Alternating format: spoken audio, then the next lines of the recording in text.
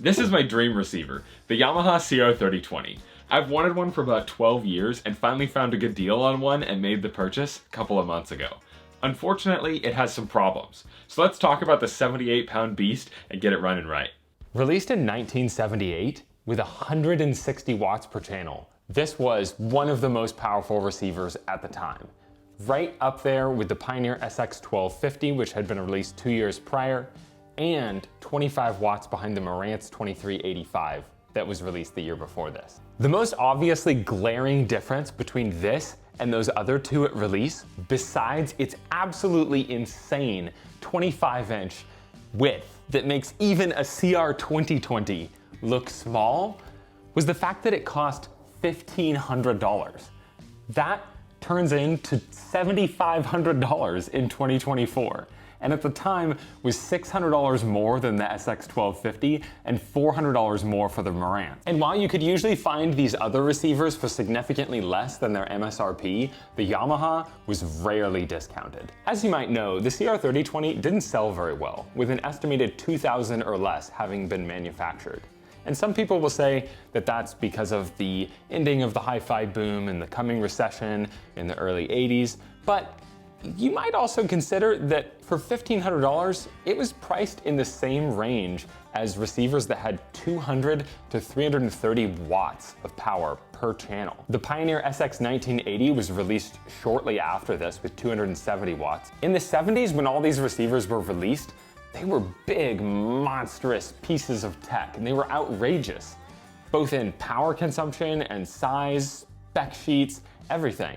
And I think that Yamaha recognized that and also decided to play a different ballgame. Yamaha was also never focused on making particularly flashy stereos, which is why, in my opinion, they've made some of the most timeless designs from that era that, with some updates, can look pretty modern. And they were focused on coming up with new ways to test their equipment in more realistic test situations rather than just in a lab. They tested their equipment in living rooms and in situations where the average person might actually use the component that they're making. And that's why they called their stuff natural sound, is because they were trying to make it so that it would work for the average person. And I think they realized that most people don't want 270 watts per channel.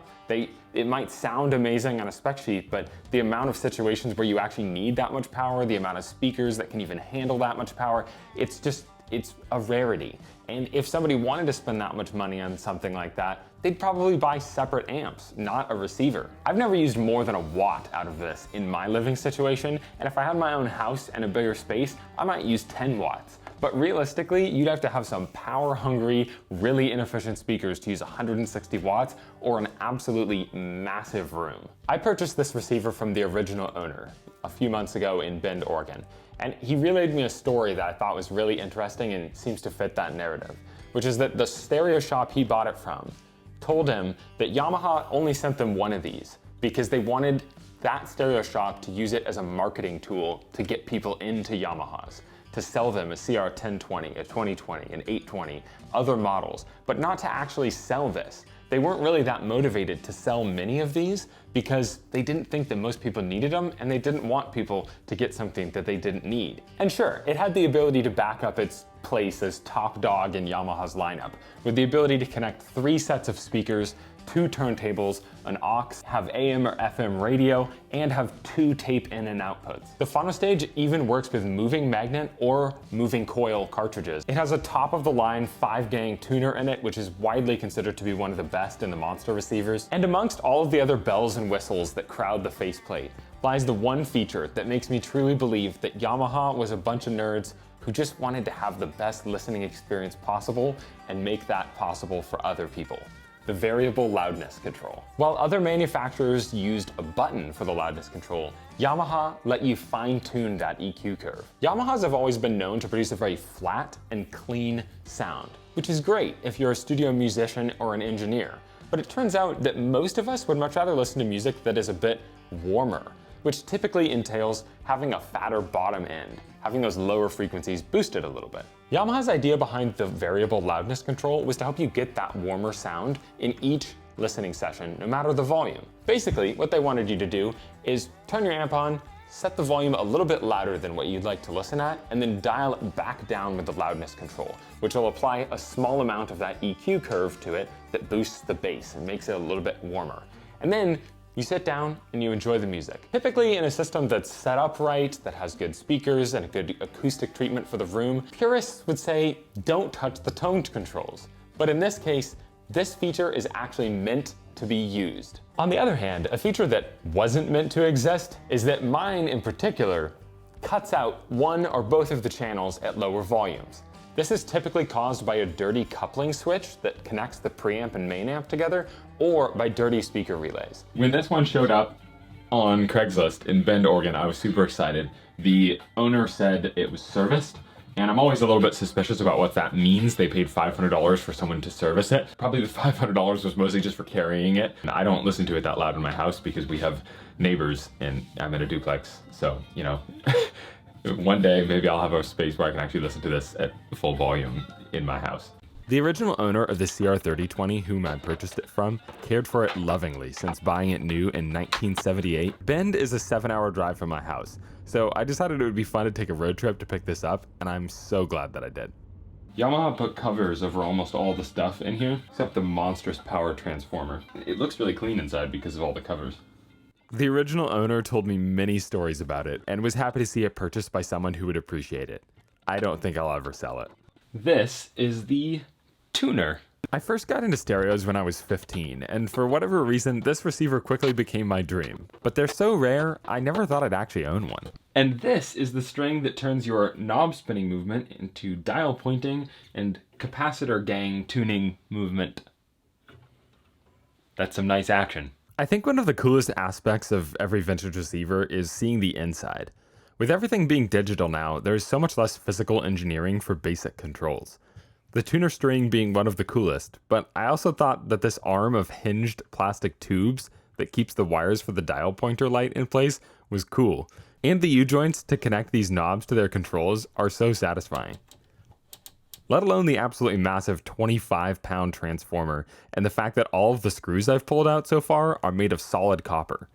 Build quality on this one is second to none. Even the faceplate is thicker than usual at 5/32 of an inch. The big bumpers on the back that allow you to tilt the receiver up for easy access to the bottom are also a testament to the thought that Yamaha put into the repairability of this receiver.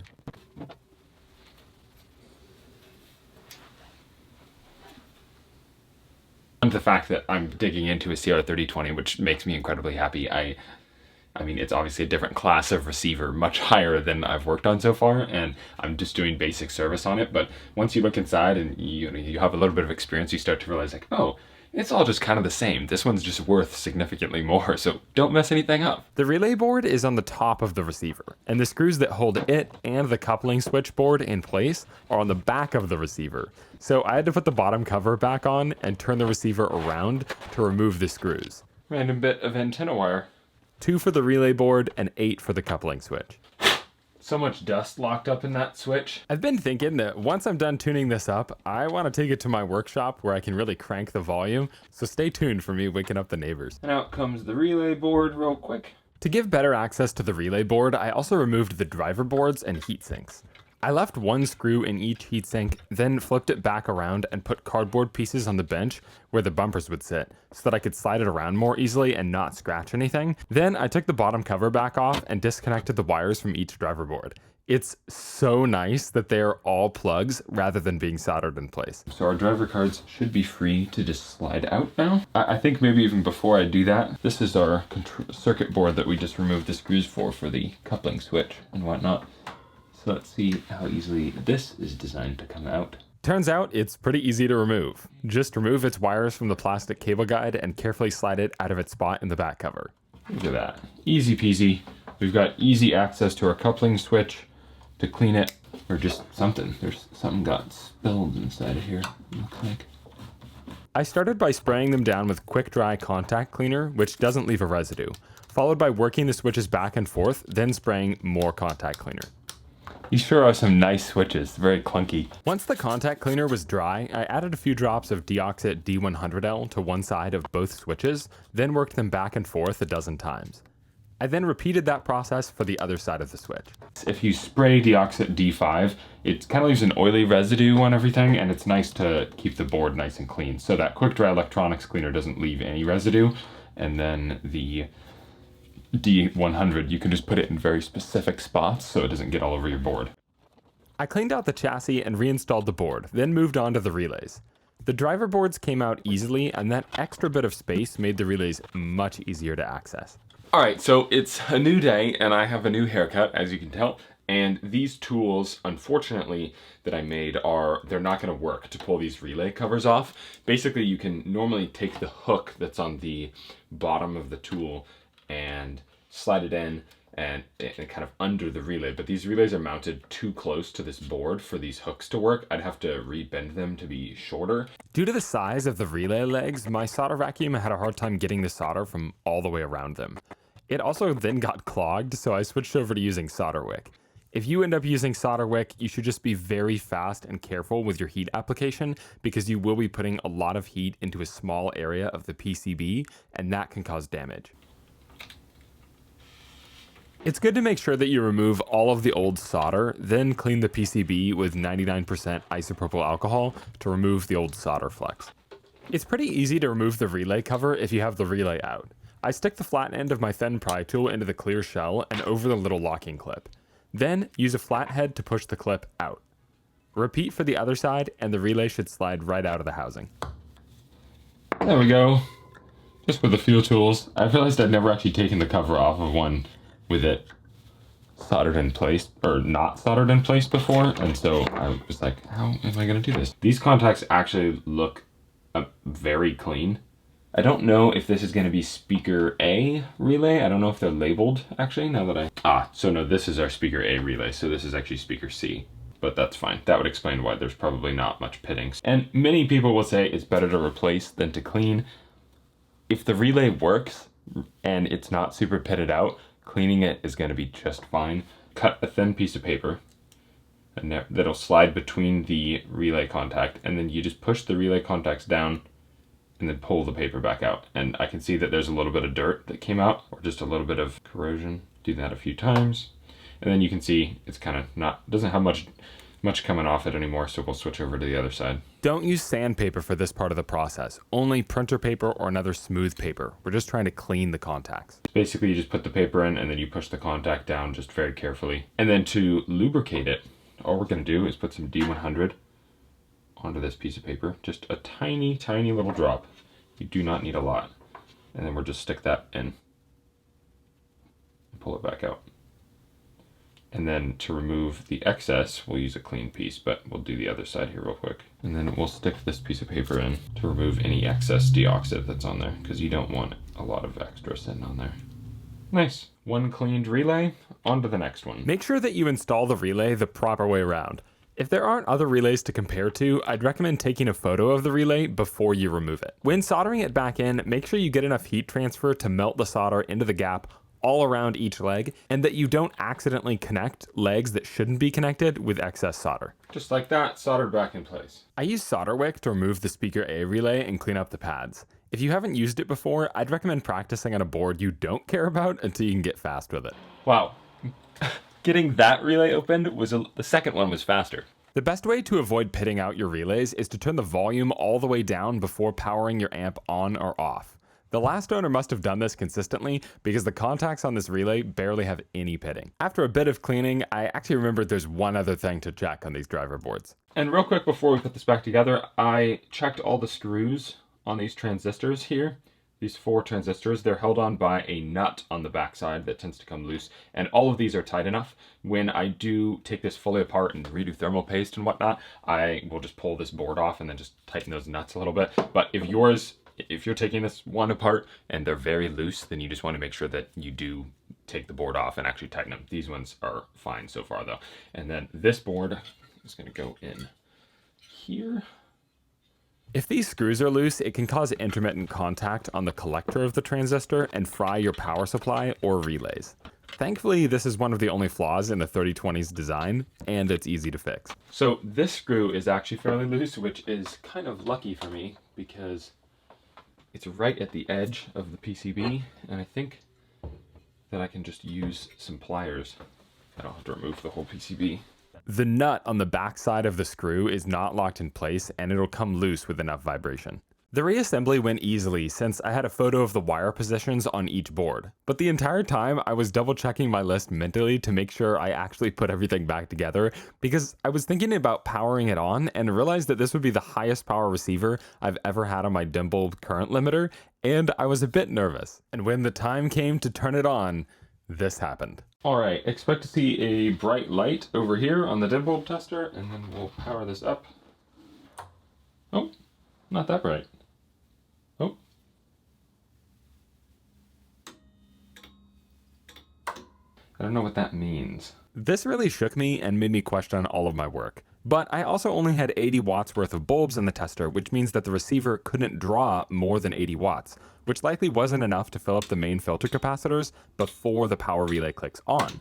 So what I assumed was happening was that the relay was repeatedly clicking back off, then on again, hoping they would be full, but they weren't. 135 watts of bulbs made it flicker more quickly, but after a breather, I determined it should only take a couple of seconds for the flickering to stop, if my theory was right. I'm just gonna give it another shot and just see if it'll fill up the caps.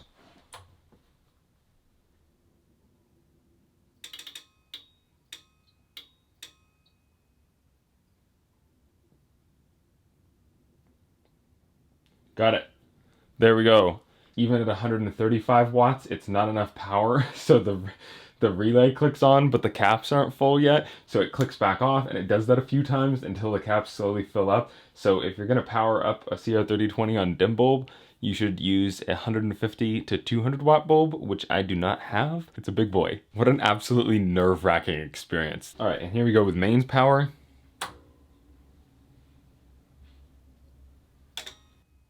Single click. All right, now we're gonna let it warm up for about 10 minutes and then take some measurement readings on it. So the spec for our bias voltage, or the idling current as Yamaha calls it, is 20 millivolts plus or minus 3 millivolts. And we're currently at 18.4.